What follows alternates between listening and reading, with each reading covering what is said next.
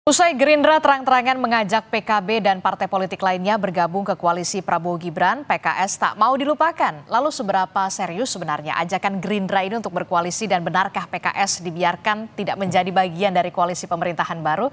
Kita bahas di sore hari ini bersama dengan juru bicara PKS, sudah ada M. Khalid. Selamat pagi, selamat petang.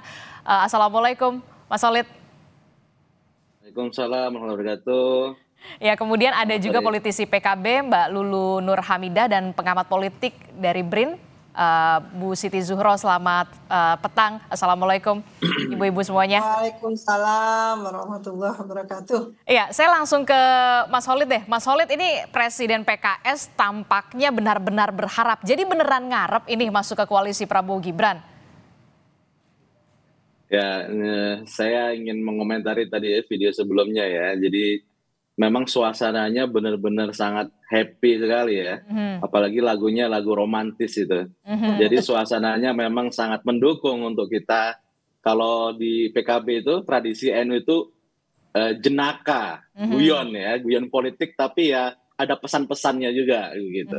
Jadi saya kira ini adalah sebuah pernyataan keakraban sebagai sahabat ya.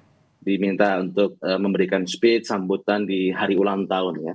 Tentu ini adalah ya. Tapi tampaknya Pak Syahiku berharap betul mau diajak oleh PKB untuk gabung ke pemerintahannya Prabowo Gibran. Ya, jadi begini, PKS ini baik di dalam ataupun di luar pemerintahan kami sama-sama siap. Dan yang disampaikan oleh Presiden PKS tadi dalam nuansa ya tadi kehangatan, keakraban untuk mencairkan suasana ya. Dan di PKS sendiri sampai sekarang posisinya belum ditentukan karena Majelis Syuro belum menentukan kita akan bergabung atau di luar pemerintahan. Tapi jadi, kalau beneran diajak mau? Ya nanti akan kita bahas di Majelis Syuro ya. Karena mekanisme untuk keputusan DPP tidak bisa memutuskan secara sendirian, tentu harus berkonsultasi atau dimusyawarahkan di Majelis Syuro. Dan saya pikir pesan ini intinya begini, pesan yang disampaikan oleh Presiden PKS kemarin adalah kita siap berjuang di dalam pemerintahan dan juga kita siap juga kalau memang harus di luar pemerintahan. Cuma kemarin kan karena ada seru, ada teman kita PKB sama Nasdem secara eksplisit disebut ya. Jadi ibaratnya, oh ini teman-teman gue dipanggil nih gitu. Gue nggak dipanggil nih. Jadi kalau anak muda ini kita roasting lah gitu ya. Biar seru pembicaraan, akrab dan sangat cair. Jadi Nasdem sama PKB diajak loh, kok PKS jadi, kok saya nggak diajak gitu ya jadinya ya, Mas Khalid ya. Saya ke Mbak Lulu, jadi sebenarnya ajakan Pak Dasko kemarin itu serius atau bercanda atau sebenarnya cuma bunga-bunga pidato, guyon politik? Yang tahu hatinya orang ya masih yang bersangkutan ya. Tapi politisi kita ini kan canggih-canggih gitu, bisa mengelola semua emosi dan juga komunikasi sangat cair dalam suasana apapun.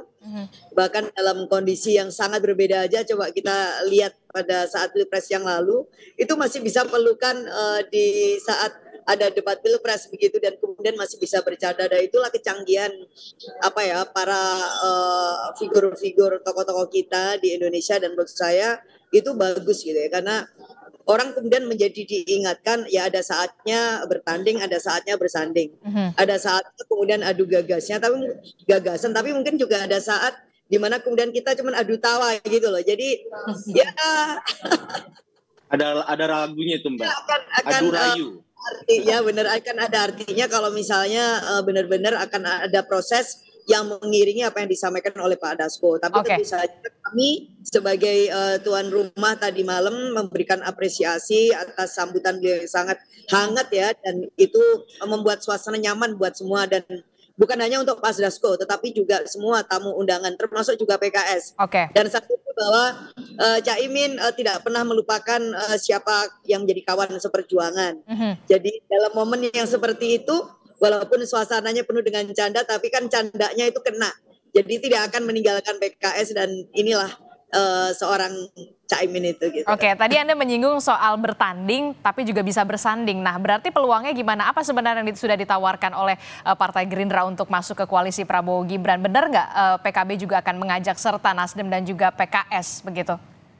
Ya, saya kira nggak perlu diajak PKB sendiri pun kalau misalnya Gerindra ya atau presiden terpilih itu merasa penting untuk membangun Indonesia ini bersama-sama, saya kira itu pasti juga nggak akan ditinggalkan. Dan bahkan sebelum Pak Prabowo jumpa dengan Pak Muhaimin kan lebih dahulu bahkan bertemu dengan Pak Surya Paloh lebih awal gitu sebelum dengan kita semuanya. Nah, hanya saja seperti yang tadi disampaikan ada hubungan yang tidak bisa itu dikesampingkan soal cinta lama itu gitu. Apapun PKB pernah punya ya kontribusi lah mengajak Pak Prabowo ke basis-basis pesantren, ke basis-basis NU, ke basis-basisnya PKB dan kemudian diterima dengan sukacita ya karena ada yang membawa itu siapa PKB dan itu waktu itu juga terbukti ya elektabilitasnya sempat meningkat sangat tajam di Jawa Timur khususnya setelah beriring PKB.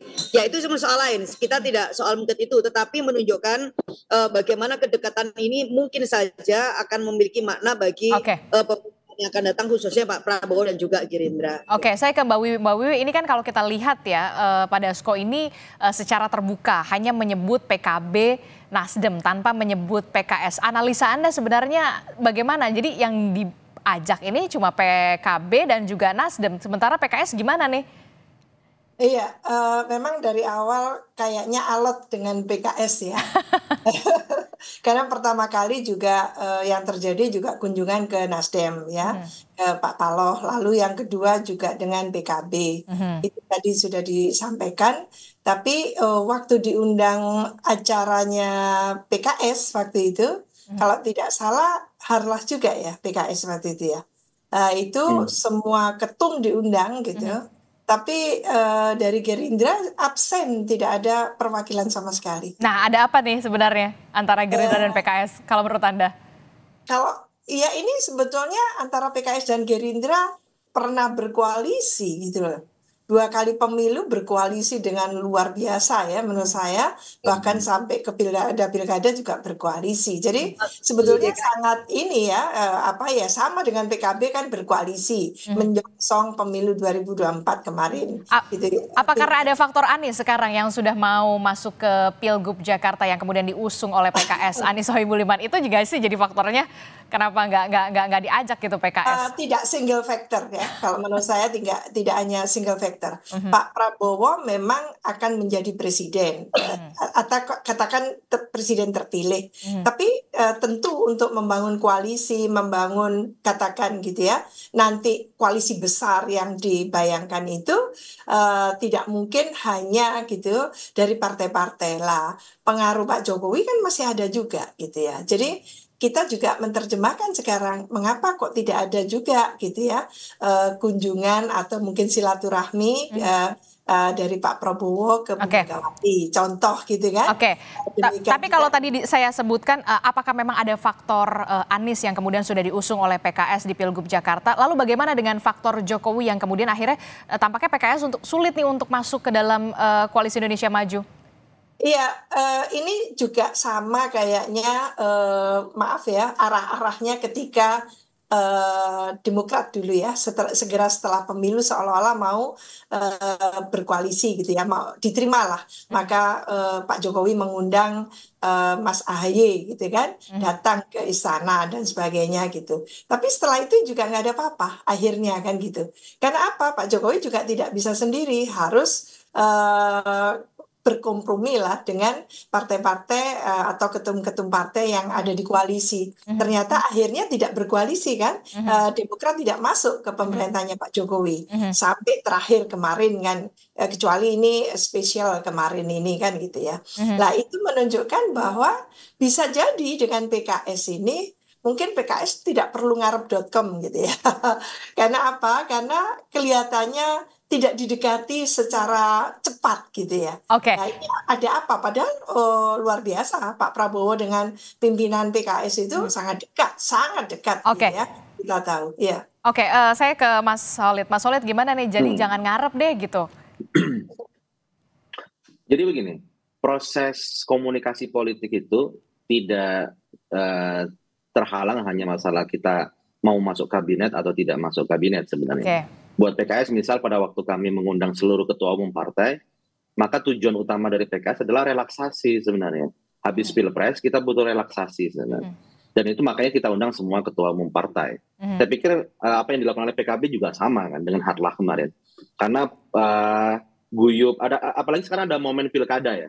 Momen pilkada ini sebenarnya momentum yang sangat bagus sebenarnya. Ketika bahwa politik nasional yang cukup misalnya hangat gitu, bahkan sedikit memanas gitu ya kemarin, itu bisa kita relaksasi di proses di pilkada. Karena ternyata di 500 pilkada itu varian koalisinya begitu beragam, yang tidak monolitik, tidak satu linearitas dengan di politik nasional. Jadi apa yang kami lakukan saat ini adalah kita ingin bangun komunikasi dengan semua pihak, apalagi dengan Pak Prabowo. 10 tahun kita bersama untuk berjuang gitu ya. Jadi pimpinan kami tidak ada masalah komunikasi dengan Pak Prabowo. Perkara apakah masuk kabinet atau tidak masuk kabinet itu adalah pilihan perjuangan. Dan bagi PKS, kami siap di dalam, kami siap juga di luar. Tapi kalau disebutkan karena memang ada karena masih ada Anies karena di Pilgub Jakarta, respon Anda gimana? Saya kira tidak ada keterkaitan ya antara bagaimana kita, PKB juga kalau nggak salah dukung Mas Anies ya. Iya, kan? Jangan-jangan ini lagi masih mentoknya di situ. Iya, jadi saya kira nggak ada juga keterkaitan kita mendukung di pilkada. Di pilkada yang lain, misal Banten, PKS koalisi dengan Gerindra. Bisa jadi di tempat-tempat yang lain kita bisa berkoalisi dengan Gerindra, dengan Golkar dan sebagainya. Artinya tidak ada masalah secara komunikasi, secara politik. Tentu ini hak prerogatif dari Pak Prabowo sebagai presiden terpilih untuk menentukan kira-kira koalisinya apakah semua diajak ataukah cukup sekian partai saja gitu kan. Dari yang tidak diajak atau jadi oposisi siapa, itu tentu pertimbangan dari Pak Prabowo dan teman-teman koalisi Indonesia Maju. Mbak Lulu. Ya.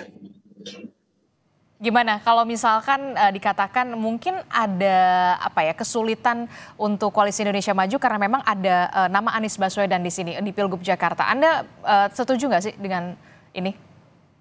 Ya enggak juga ya kalau menurut saya ya, karena memang kan Pak Anies juga tidak dari sejak awal menyatakan akan maju di Pilkada Jakarta kan baru seminggu 2 minggu secara official ya, belum menyatakan kesiapannya. Tetapi kan komunikasi antara Gerindra misalnya Pak Prabowo sebagai ketua umum itu kan udah dilakukan semenjak Pilpres itu usai dengan Nasdem dan dengan PKB. Nah, kalau menurut saya tidak tahu pertimbangan apa yang diambil atau strategi yang dilakukan oleh Pak Prabowo misalkan untuk menjaga satu sisi biar dikesankan demokrasi itu jalan, sehingga dipelihara juga itu yang namanya kekuatan oposisi, tetapi oposisi yang quote and quote itu by design oleh kekuasaan ya. Mungkin kemudian akan ada, saya nggak tahu apakah kompensasi yang lain, misalnya kemudahan kerjasama di pilkada atau kemudian hal yang lain.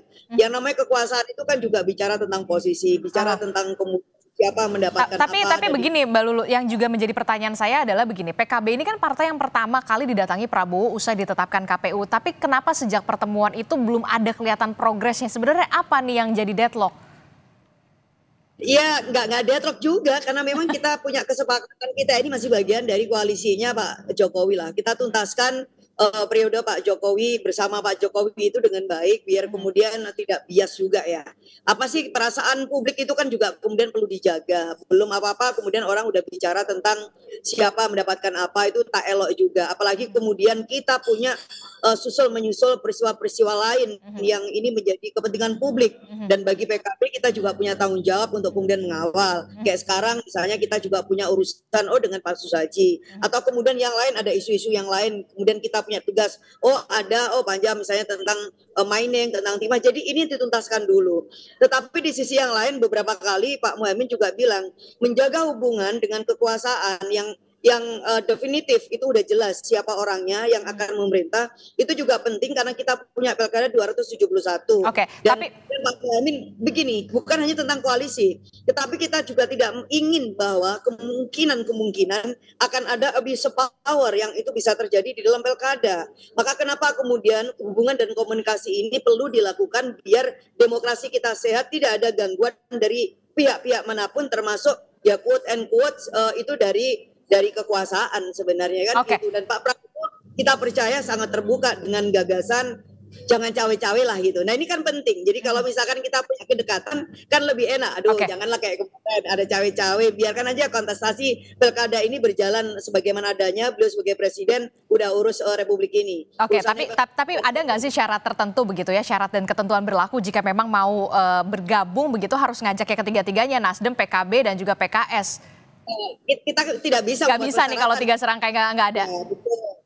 Oke. Itu semua pulang kepada beliau yang punya prerogatif, tapi saya kira tentu akan senang juga kalau misalnya PKB pada akhirnya memang ditawarin dan kemudian membuat keputusan akan ada di koalisi pemerintahan, lalu kemudian teman-teman yang lain partai-partai yang bersama dengan PKB ini kemudian juga memiliki kesempatan yang itu di luar bahwa politik kartel itu juga sebuah persoalan bagi demokrasi.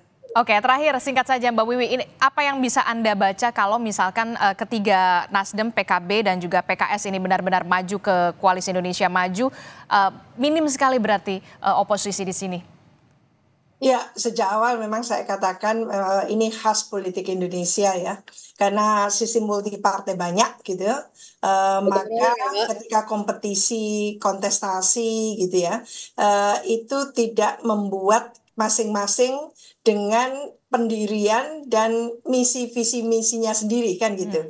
Maka cair banget karena koalisi yang dibentuk itu koalisi sangat tentatif. Jadi tidak ada kewajiban untuk mempertahankan koalisi itu sehingga ya bubar kan begitu saja gitu. Lah ini tentu merepotkan gitu ya untuk suatu kinerja-kinerja yang untuk katakan bisa membedakan. Oh ini ada koalisi perubahan, ini ada koalisi Indonesia Maju. Gitu kan?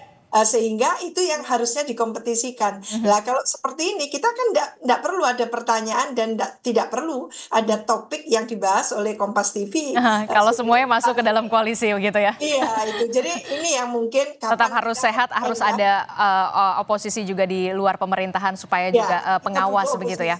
Betul. Oke, baik. Saya pikir sangat setuju, oposisi sangat diperlukan dalam demokrasi. Oke, sepakat. Oposisi tetap harus diperlukan untuk menghidupkan demokrasi ini tetap berjalan setidaknya 5 tahun mendatang. Terima kasih Mbak Wiwi telah bergabung bersama kami. Mbak Lulu juga terima kasih. Mas Solid terima kasih. Assalamualaikum. Selamat petang semuanya.